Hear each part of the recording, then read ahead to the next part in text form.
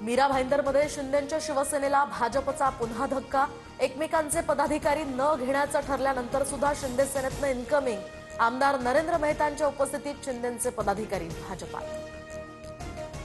गुलामानं प्रतिक्रिया द्यायची नसते आणि गांडुळानं फणा काढायचा प्रयत्न करायचा नसतो। उद्धव ठाकरेंची शिंदेंवर अप्रत्यक्ष टीका।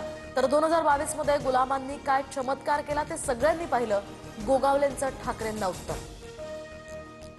उद्धव ठाकरे आणि विधानसभा अध्यक्ष राहुल नार्वेकरांमध्ये 25 मिनिटं चर्चा। नार्वेकरांच्या भेटीनंतर ठाकरे राम शिंदेंच्या भेटीला अधिवेशन काळातच विरोधी पक्षनेत्याची निवड व्हावी, ठाकरेंची मागणी।